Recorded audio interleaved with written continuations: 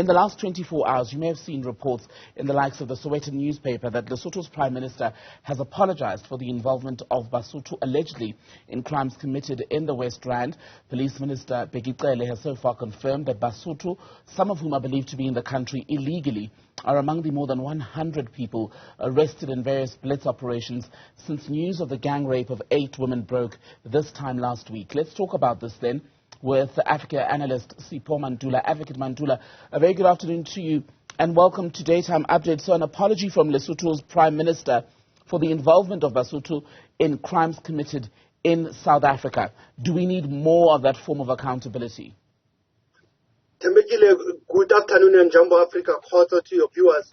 Tembekile, you will recall that South Africa, Lesotho, historically, they have a history, bilateral agreements. But at the same time, when you look at that article that you were just referring to, if one goes beyond it, you find that South African diplomats deny that these events or what we call criminal activities that are happening with allegations of the Basotho nationals, they are now playing them down, saying that they won't affect our international relations with our neighbors. So if one looks at these issues that you are raising, yes, you need to have what we call a joint security plan on dealing with. Okay, we seem to have lost Advocate Sipho Mantula. Well, we don't seem to have lost. In fact, you saw it there. We've lost him, possibly to do with load shedding, because we are currently in the grips of stage 2 blackouts. I'm told we've got the advocate back. Advocate Mantula, you were just making the point about the need for increased collaboration between the governments in South Africa and Lesotho, for instance, in fighting some of the issues which we're now dealing with on the back of what's been happening on the West Rand. Correctly, Tembekile, but my worry again, moving from international affairs, moving from security cluster, is again our intelligence, our crime intelligence have allowed even communities to take up law into their own hands because they see themselves as vulnerable, and that's how it is important for our security cluster should have clamped down these so-called illegal mining dumps. And at the same time, Tembekile, we must understand that being the SADC month, we need to understand the role of South Africa within the organ on politics, defense, and security, that issues of this nature, they do threaten economy, they do threaten social cohesion amongst the citizens. And like I've said earlier on my introduction, people of Lesotho see themselves as part of South Africa due to the what you can call the Berlin Conference effect, when Lesotho was annexed from South Africa in the early years of 1871, and you look back at the independence of that kingdom in 1966, but the role also of that country or of the kingdom having been a refugee for many liberation movements. So like I will say, there are some relations with us, but the issue of crime is denting that relation between us and the Basotho nationals. But do you get the sense, Advocate, that something will soon have to give? Because it's a long simmering tension, isn't it, between South Africans, predominantly in townships and informal settlements, where we've been reporting on just this worrying level of crime. There's also the battle, the scramble for economic resources that we've reported on for years, especially between people who are in the country, either legally or illegally, from neighbouring countries such as Lesotho, Zimbabwe, etc.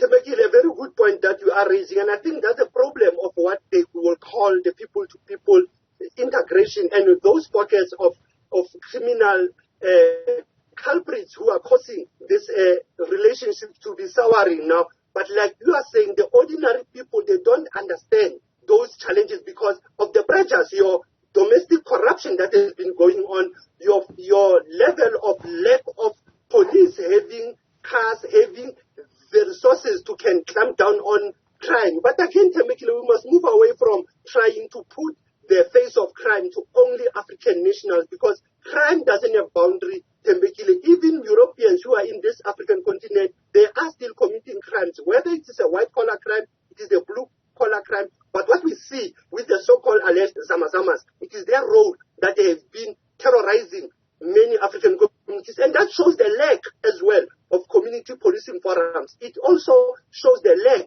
of economic integration of all those mining dams, and that's where we are finding ourselves in this mayhem and in this dilemma where politicians just want to go to the crime scene, but they don't address the sources of this element of crime, this element of unemployment and poverty that is affecting all Africans wherever they are.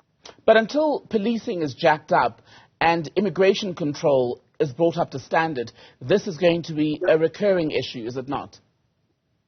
No, definitely, and I can assure you, in their weekly meeting of the cabinet of Lesotho, they picked up on that issue that you are raising. How do you manage the border management control? Remember, people from the kingdom, Tembekile, they've got relatives in Free State, they've got relatives in Gauteng province. So one cannot cage even the citizens to move.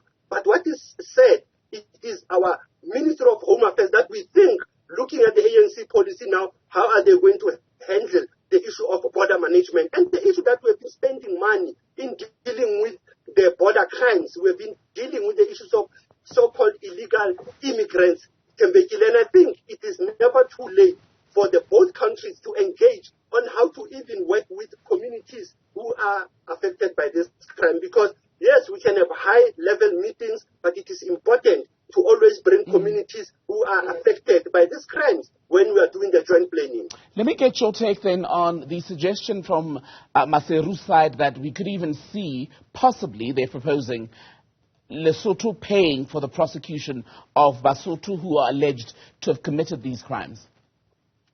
Definitely, you know, it's a pity when you look at the criminal prosecution, you look at reparations questions. Yes, you might want to charge a member state or your neighboring country, but that again will have to go under the SADC meeting of heads of state. It will go to the diplomats. It will go to the home affairs ministries between countries. How do you deal with irreducible culprits, which I will call them irreducible culprits, those zamazamas that they are always trying to hustle the bustle in the major cities. So if one looks at the immigration policies that African countries are trying to bring, they must not always leave the socio-economic challenges of African migrants. Like I said, South Africa was built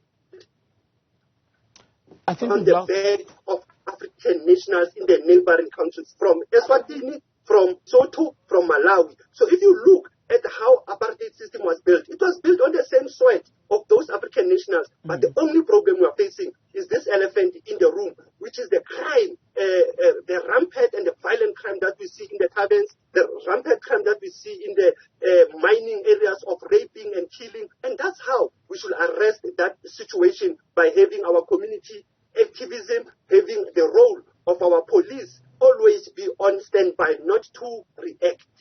Advocate Sipho Mantula, let's leave it there for this afternoon. Thank you so much for being on Daytime Update.